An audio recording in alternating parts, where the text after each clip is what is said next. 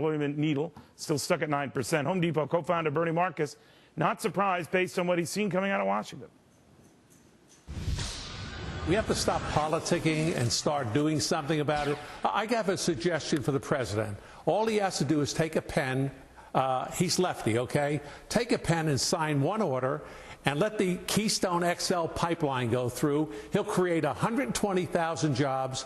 No money on the part of the taxpayers. It's private industry that'll do it. Why in God's name is he not doing that? Do you have a solution for it? Do you have an answer for that, Neil? What about just doing something bigger, though? He wants to follow up on the stimulus he's had, and you've been a known critic of it in the past. But if there was something that could go beyond just, let's say, in the oil industry, would it be to, I don't know, cut tax rates? Would it be to bring that foreign money home that a lot of companies have? What would it be?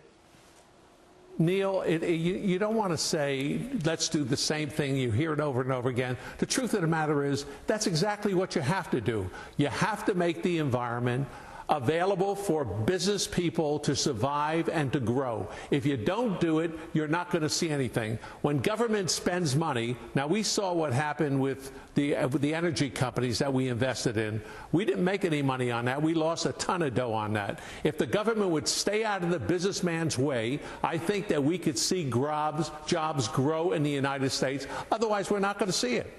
It's as simple as that. I mean, why can't the people in Washington understand it? Now, I understand the president. He's never been a job creator.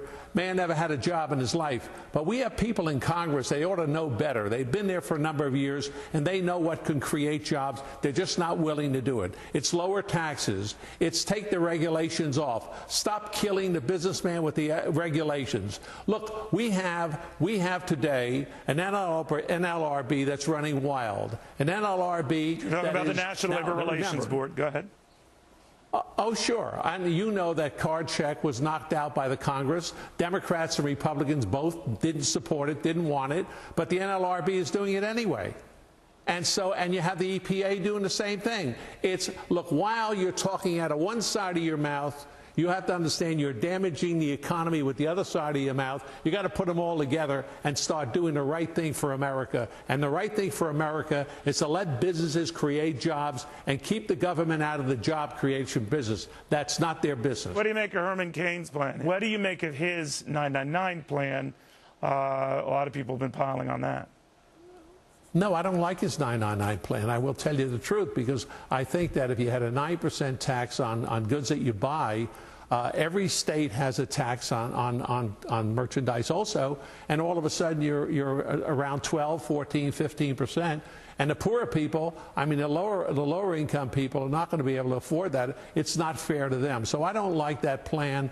I think that other parts of the plan make sense to me. Lower corporate taxes. I think we have to bring some of the money back from overseas. I think that's important. So a tax reprieve, a lot of Blue Dog Democrats are talking about a tax holiday for that money. Are you for that? Yeah, I am.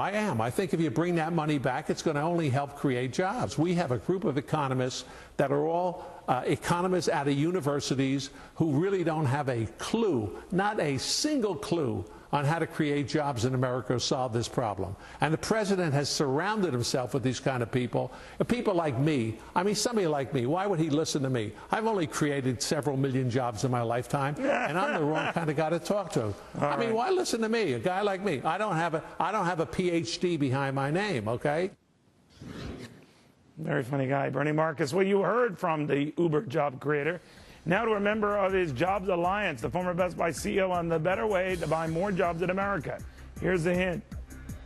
It's not government spending.